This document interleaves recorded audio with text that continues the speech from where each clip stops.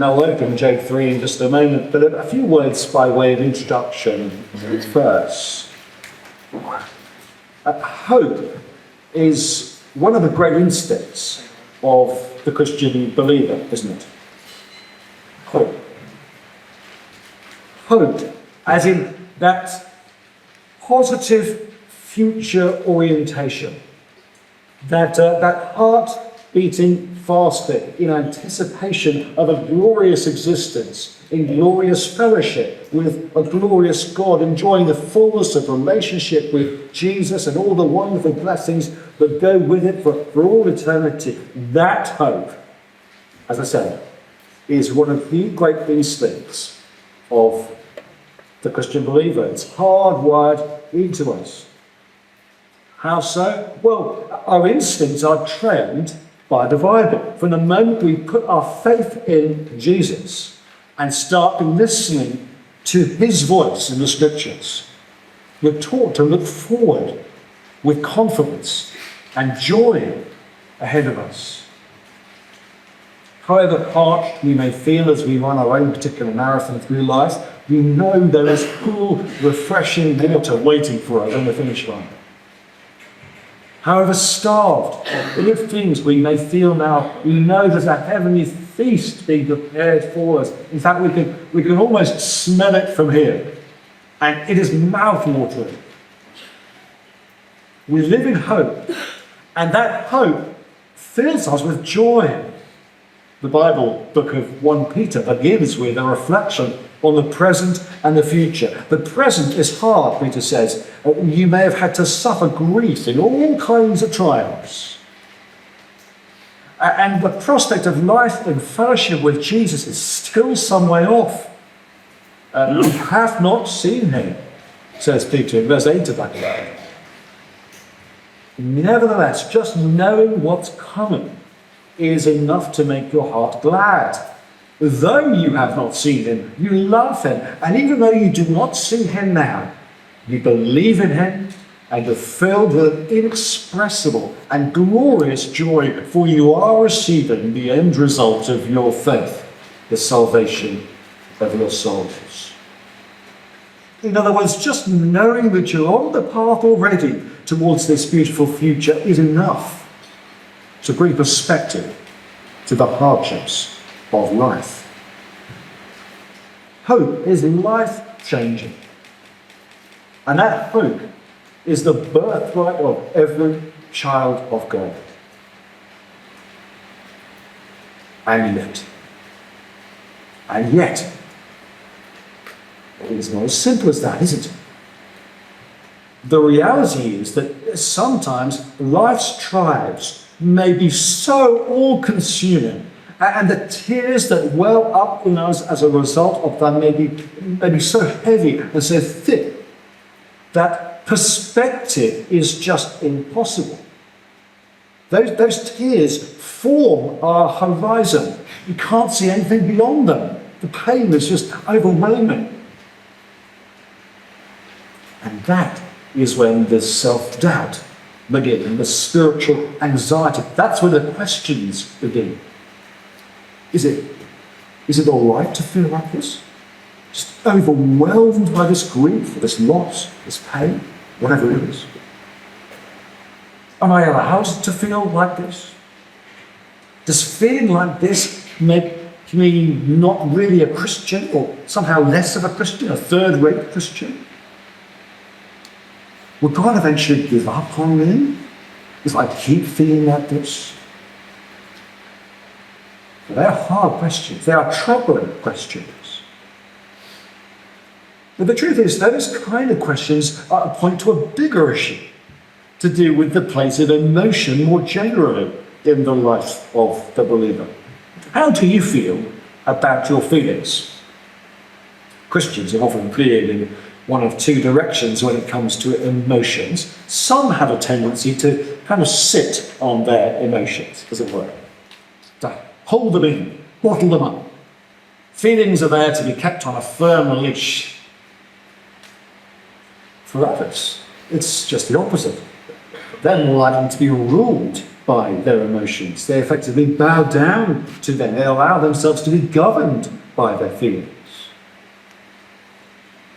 That we're in our mix this morning, I imagine, I don't know which of those directions you might lean towards yourself. If you're not sure, then maybe ask somebody who knows you fairly well, who lives with you, who's sitting next to you perhaps.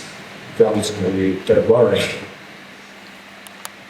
Now, neither of those approaches to emotion is actually particularly healthy or biblical. The bottled up person could do with reading Ecclesiastes chapter 3, verse 4. There is a time to weep, and a time to laugh, a time to mourn, and a time to dance. That is part of our humanity. The way we're designed is as emotional beings.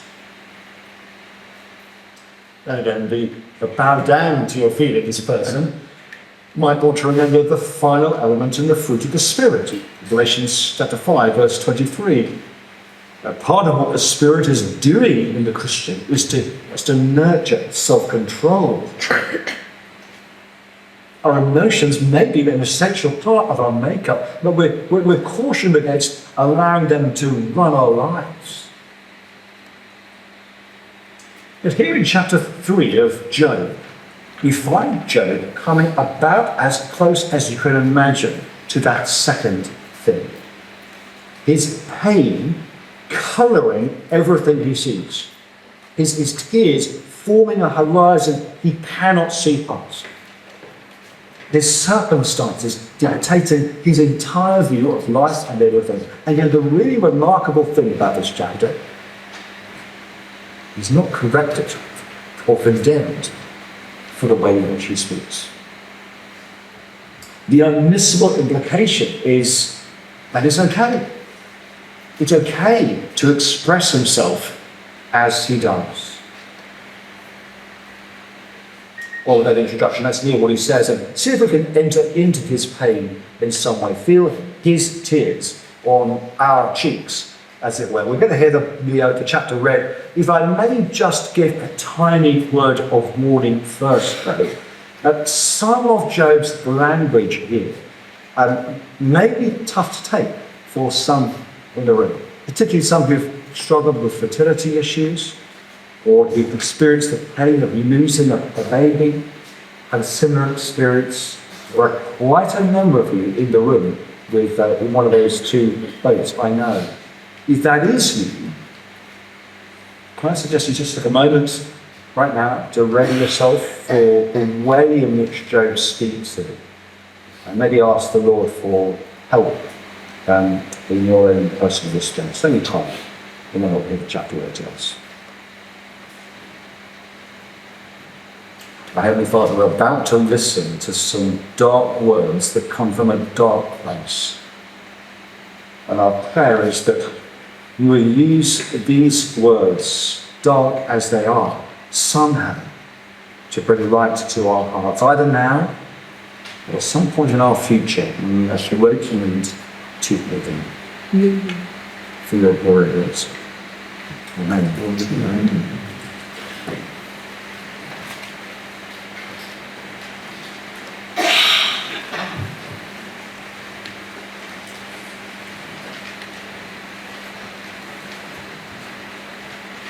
Job chapter 3. You can be found on page 510, 510 of the Red Church Bibles. Job chapter 3. After this, Job opened his mouth and cursed the day of his birth. He said, "May the day of my birth perish, and the night that said, a boy is conceived. That day, may it turn to darkness. May God above not care about it. May no light shine on it. May gloom and utter darkness claim it once more. May a cloud settle over it. May blackness overwhelm it.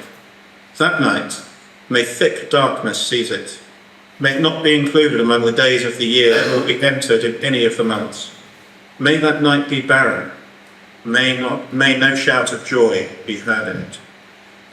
May those who curse days curse that day, those who are ready to rouse Leviathan. May its morning stars become dark. may it wait for daylight in vain and not see the first rays of dawn. For it did not shut the doors of the womb on me to hide trouble from my eyes. Why did I not perish at birth and die as I came from the womb? Why were there knees to receive me, and breast that I might be nursed? For now I would be lying down in peace, I would be asleep and at rest with kings and rulers of the earth, who built for themselves places now lying in ruins, with princes who had gold, who filled their houses with silver. Or why was I not hidden away in the ground like a stillborn child, like an infant who never saw the light of day? There the wicked cease from turmoil, and there the weary are at rest. Captives also enjoy their ease, and they no longer hear the slave drivers shout. The small and the great are there, and the slaves are freed from their owners. Why is light given to those in misery, and life to the bitter of soul, to those who long for death that does not come, who search for it more than for hidden treasure, who are filled with gladness and rejoice when they reach the grave? Why is life given to a man whose way is hidden, whom God has hedged in? For sighing has become my daily food, my groans pour out like water. What I feared has come upon me, what I dreaded has happened to me. I have no peace, no quietness, I have no rest, but only turmoil.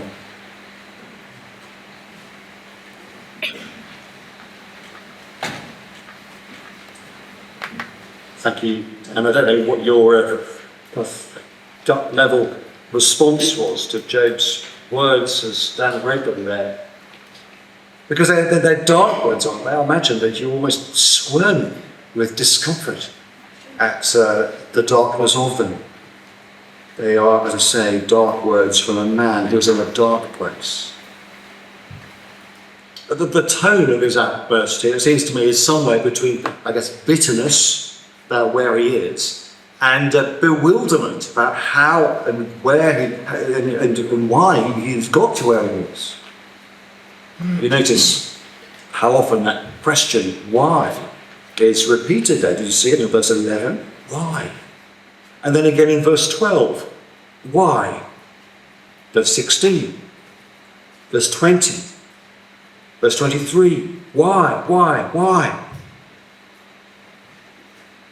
Now, the chapter is not really a logical series of thoughts, but I think you can distill the questions down into three big ones that really sum up where his head is. The first one, why did I have to be born in the first place? Verse 1, after this, Job opened his mouth and cursed the day of his birth. He said, may the day of my birth perish, and the night that said a boy is conceived, that day may it turn to darkness. May God above not care about it. May no light shine on it.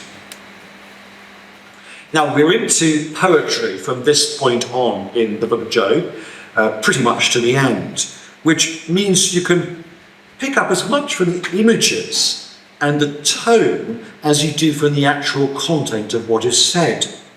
For example, what is the constant imagery that you get through those first 10 verses?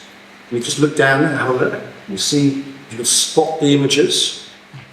It's there in almost every verse. It's the imagery of light and darkness, day and night. Which is what? It is classic creation language, isn't it? Remember how creation came to be in the first place back in Genesis chapter 1? Darkness was over the surface of the deep, and God said, let there be light, and there was light. Except that Job doesn't want to want to live in that light. He wants to turn the clock back, doesn't he? He wants to turn time around. When it comes to his own individual existence, he wants the light to turn back to darkness. He yearns for a kind of personal decreation. Let history have another go at working itself out, but this time with me photoshopped out of the picture. Seems to be his take. In other words, I wish I'd never been born. That's the message. But I wish I'd never been conceived. It's an irrational wish, of course. That history is not actually going to rewind to the day before his conception and replay from that point on, having deleted one character from the cast list. It's not like that history, is it? You can't just, it's not like uninstalling your latest operating system update when your computer crashes. You can't do it that way with history. But rationality and logic, that's not really the point here, is it? This is a shriek of pain. These words of Job have been described as the unedited cry of a broken heart. And I think that gets it pretty well. The unedited cry of a broken heart. Now that does bring him into what you might call the danger zone here, in terms of approaching the limits of godly and appropriate speech. Maybe you found yourself at that danger zone at some point as you've processed your pain. And it doesn't matter being in that zone. So, warning light should be flashing. Do you remember Satan's bet with God? You can describe it as a bet back in chapter 1. I bet you, God, if you let me turn Job's charmed life into an absolute car crash, he will curse you to your face. That was the bet. So now, of course, we're looking to see if Job will do it. And he comes close, doesn't he, here? In verse 1, he curses the day of his birth, which is dangerously close to cursing the one who brings people to their birth, God himself. But he doesn't quite cross the line. No, he's certainly bitter, but he holds back from walking away from God in some way or endangering his relationship with him. But he's not done. There's a second question here in verse 11. Why couldn't I have died sooner? That is, if I really had to be conceived and born, to be honest, the best possible outcome in that scenario would have been for me to skip from the labour ward to the undertakers in one go. Miss out the whole of life in the big bad world completely, all of it. So verse 11. Why did I not perish at birth? Die as I came from the womb. Why were there knees to receive me and breasts that I might be nursed? For now I will be lying down in peace and be asleep like rest among those. Now don't get him wrongly. He's not planning to take his own life or anything like that. He knows better than that. He knows his life is not his to take. The life is God-given and therefore sacred. And he knows that, once again, it's a purely hypothetical question. He is where he is. He's not going to hear the umpire of his life say, replay the point. But that doesn't stop him wishing he could, even now, just have fast forwarded into oblivion. Just be free of this horror story that his life has become.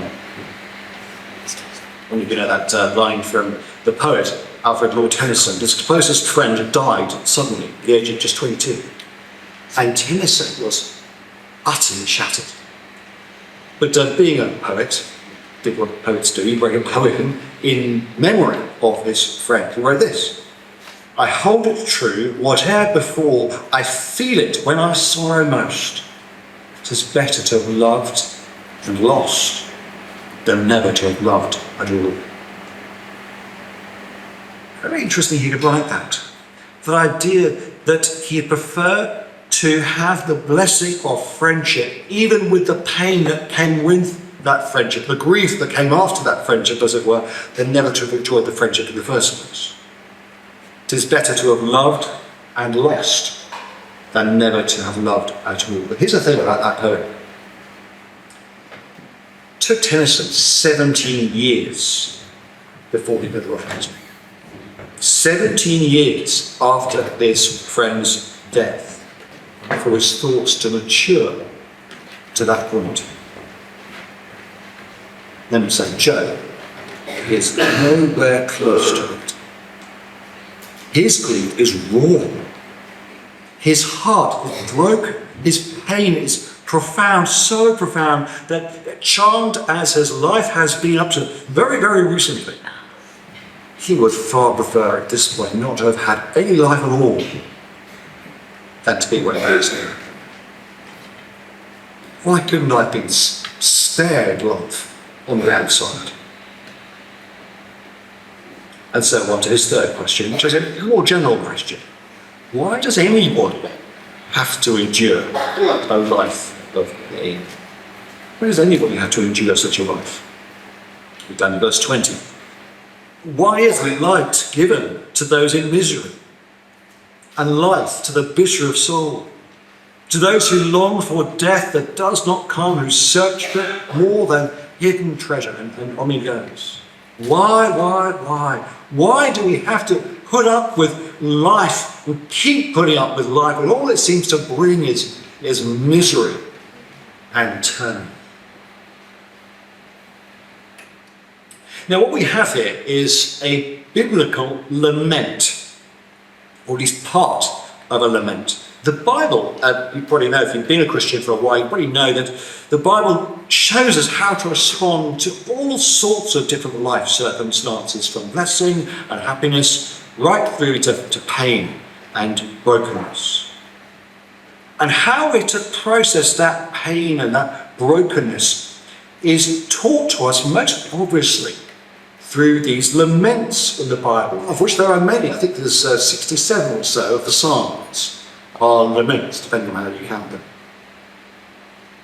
And a lament generally has 4 elements to it: turning, complaining, asking, and trusting.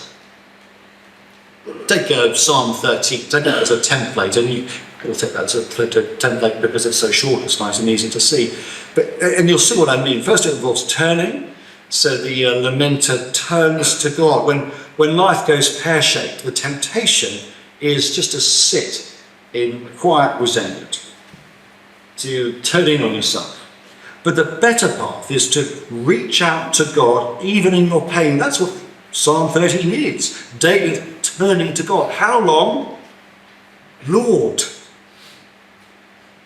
And second, the lamenter expresses his pain in the form of a complaint.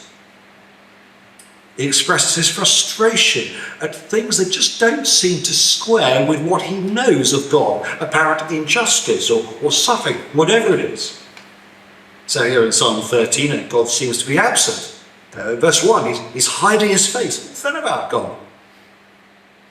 David is experiencing, verse 2, sorrow in his heart. His enemy winning. That's not right, God, is it? That's the complaint. The third there is asking. That is, asking for rescue from whatever situation it is that doesn't seem to fit with God's purposes. So verse 3 of Psalm 13, look on me and answer, Lord my God, give light to my eyes. And then fourth, there is trusting, expressing confidence that God will answer. Verse 5 of Psalm 13, but I trust in your unfailing love, my heart rejoices in your salvation. Now that is the basic shape of biblical lament. It's almost a template for how you and I might process our pain given to us in the scriptures. But not all the elements are here in Job chapter 3, are they? Job will eventually say, in chapter 30, will say, I cried out to you, God, but you don't answer. In other words, he will explicitly turn to God, but doesn't do that yet.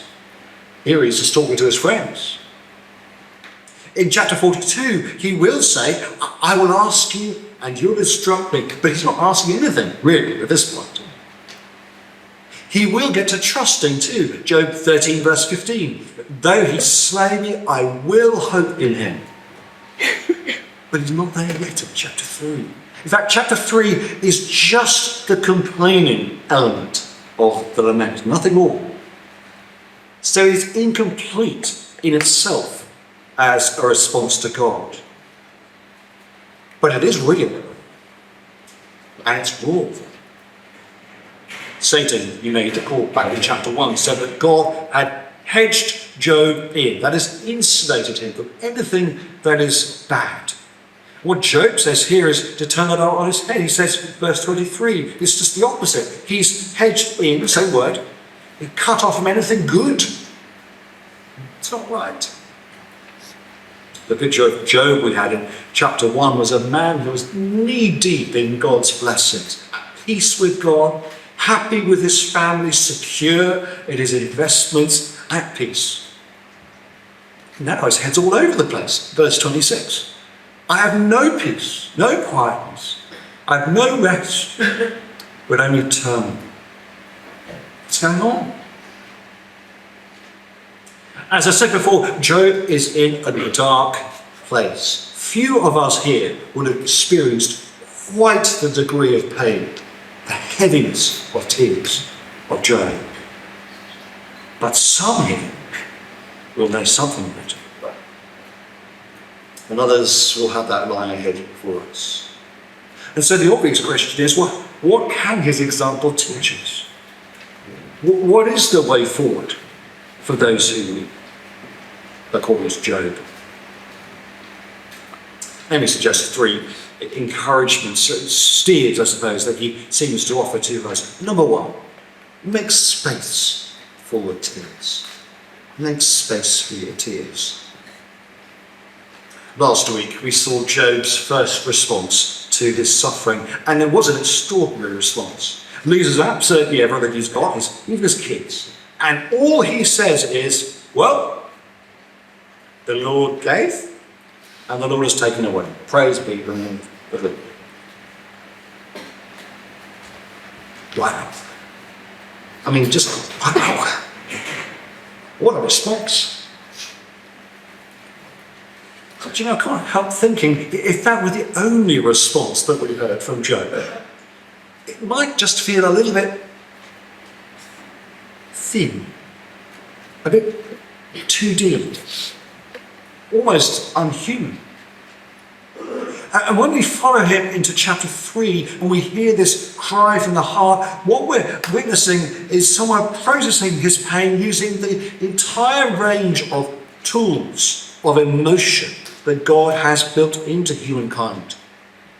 In this one chapter, there was grief, there was shock, bitterness, despair, heaviness of heart, depression, indignant rage, frustration, and more. He gives vent to all this, and he's not rebuked for it. My eyes pour out tears, he would later say in the book. And it may just be that some of us need to take note of this. Whatever has caused your pain, or might yet cause it, maybe you haven't thought that you do in fact have permission, God's permission, to feel the way that you do. It's okay to let those tears flow, to vent, to acknowledge the pain. Even Jesus, the perfect human, owned his pain. In Gethsemane, my soul is overwhelmed to the point of death. On the cross, my God, why have you forsaken me? In the prophecy of Isaiah, he was a man of sorrows, acquainted with grief. And was like master, like servant. Paul, his famous follower, recalled how at one stage he had despaired even of life itself. I know what I said earlier on about that instinct of hope being hardwired into us as believers, and the joy that comes out of that hope. And we certainly want to get there in the end. It may even be that we can get there quite quickly, but not always. Let's not be plastic, two-dimensional Christians. Christians with fake smiles and granite hearts, tiggerish, inauthentic Christians. Let's take our lead from Job here and accept the permission that he gives us to make space for our tears. The second, go to God with those tears. Go to God with those tears. Job's response does not finish in Job chapter 3. Those other elements of full biblical lament, turning to God, asking, trusting, he's not there yet in this chapter as we've seen, but he will get there. In 16:20 he says, not just my eyes pour out tears, but my eyes pour out tears to God. And that is a point we do need to get to as quickly as we can, I think. It is possible, and actually more than possible, it is healthy and it is normal to take our pain and bring it to God even when it is raw, even when it's not properly processed and put into good theology or whatever it is, even when it's a whole lumpy mess of emotional responses, some of which we might still regret later on. God wants to hear it all. And he can take it. Because we're his children. Sometimes my kids bring friends home with them. We've had quite a few around this week actually, the post-exam period, just hanging, chilling, whatever, around the house. And the thing is that with all of them, I think without exception, they are just utterly delightful. They are polite, they're well-mannered, they're respectful, and all those good things. And a bit of me can't help wondering, why can't my kids be a bit more like that? Talk to me like that. But of course, what have I done there? I've actually got it backwards, haven't I? The reason that my kids' friends are so careful and respectful to me is that they don't really know where they stand very much. And so they've kind of got to be on their best behaviour. They're like kids. They know exactly where they stand. They can say anything and they know it won't make a jotted difference to the fact that I'm their dad, I'll love them, but I always will. So they can relax. They can say what's on their mind. Even if sometimes it doesn't come out quite as respectfully as I might have hoped. But that is where we are with God, isn't it? We can come to him in the rawness of our pain with thoughts that are not properly processed and homogenized and polished. In fact, they're probably a bit rough and coarse. And he wants to hear. He wants to hear it all. He wants us to process our pain not on our own, but in his presence. And one final encouragement from Job for those who do. Speak the truth to your tears. Speak the truth to your tears. Now, I don't know what the source of your pain might be just at the moment or might yet be in the future. It could be a life-changing illness or a health condition. It could be the breakdown of a relationship. It could be the loss of a loved one. It could be unbearable loneliness. It could be anxiety about what lies ahead. It might just be the state of the nation in the wake of those two anti-life votes that we've had in the Commons this week.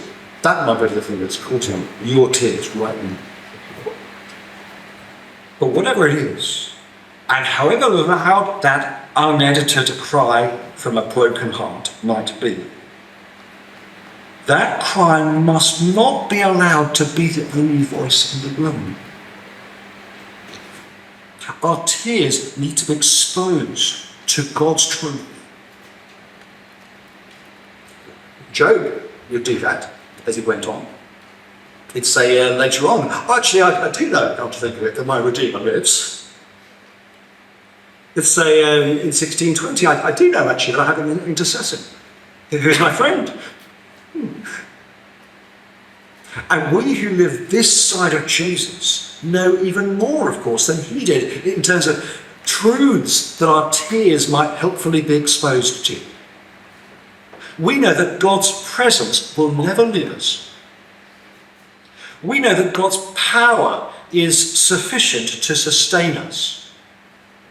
We know that God's purposes, his good and wise purposes, include us. We know that God's people, our brothers and sisters in Christ, surround us. We know that God's praises can still, even in our pain, be sung by us. We know that God's Son Jesus stepped into this world of pain and stood next to us. We know that God's plan involves a new creation secured by Jesus that will be free of tears for us. In the meantime, that God has things for us to do, not least serving others in their pain and giving them some hope in their despair.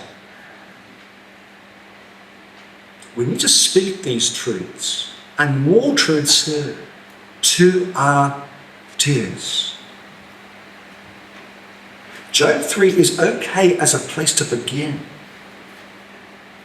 but we don't stay there. Don't let your cry of pain be the only voice in the room.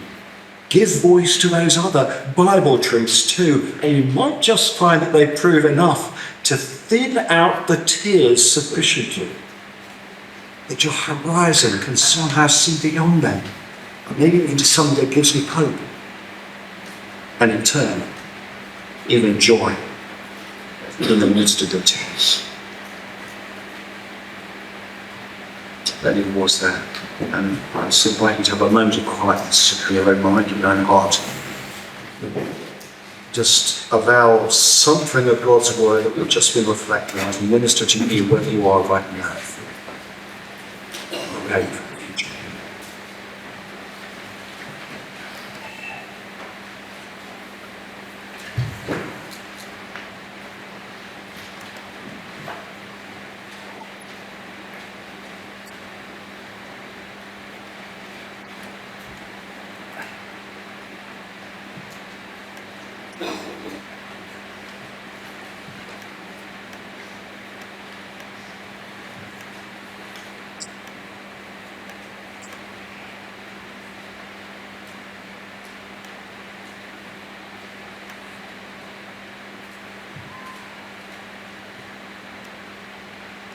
Why is light given to those in misery, and life to the bitter of soul? And brother, there are so many questions, so many unanswerable questions that our hearts default to sometimes when things become difficult for us or people that we care about. The prayer this morning is that through some of the journey that we've seen Job go through, both in this chapter and perhaps just kids of what is still to come, you might teach us the direction of that journey, and shape the trajectory of our hearts so that we might honour you, respond humanly to the circumstances that you've given us, or respond in trust to this God of ours, you, or a God of wisdom and love, God of power and strength, God who knows what you've planned for us in all reality. Please train us up to respond as your people. Yes, in the name of Jesus. Amen.